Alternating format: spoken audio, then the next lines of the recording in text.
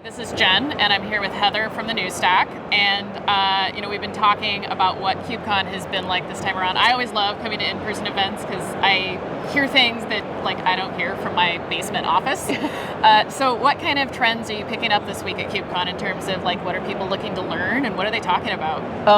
Three things in particular. One, platform engineering seems to be the buzzword. Huge. That's yeah. the buzz phrase of this conference. It's whether there's some recognition that the limits of DevOps and this idea that developers don't want as much responsibility they don't want to be setting up Kubernetes and provisioning their own. They have a lot to do. So platform engineering definitely is a hot topic.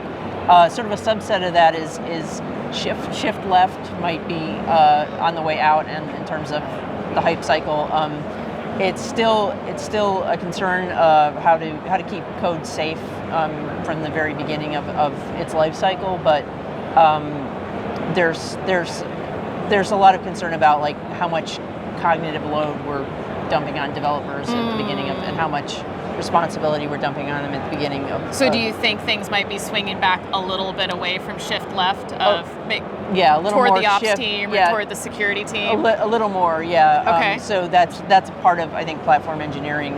It's sitting with platform engineering as opposed to the development team. Yeah, being more ascendant. And the other thing is open source. It's still something that people are talking a lot about. I went to a press conference yesterday here at Kubecon, and we were told that they're doing a study, their annual study of open source, the open source community. And one thing that they found as a preliminary stat is that when you ask people what open source maintainers what they need, they say what they need is more time to work on these projects.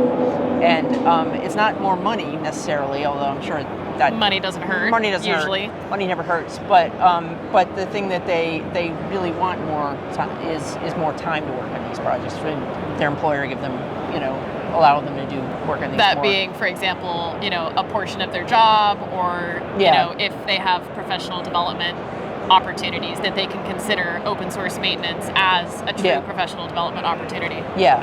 That's very cool. Yeah. I mean, not cool that they need that, but it's a solvable problem. Yeah, it's a solvable problem, so that's what they. That's one possible solution to the open source maintainer shortage. So how do you see these three trends, or lack of a trend, right? If we're starting to see the end of shift left a little bit, how do you see that translating to the content that you publish on the new Stack? Well, I think it has to do with, as someone I talked to this week said, if everyone is responsible for everything, then nobody's responsible for it. So it's kind of about assigning ownership of various parts of the process. We're getting more into the organizational side of the business rather than tools can't solve it all. Yeah, just assigning responsibility. Realizing that developers really need pre-provisioned environments for which to build code, and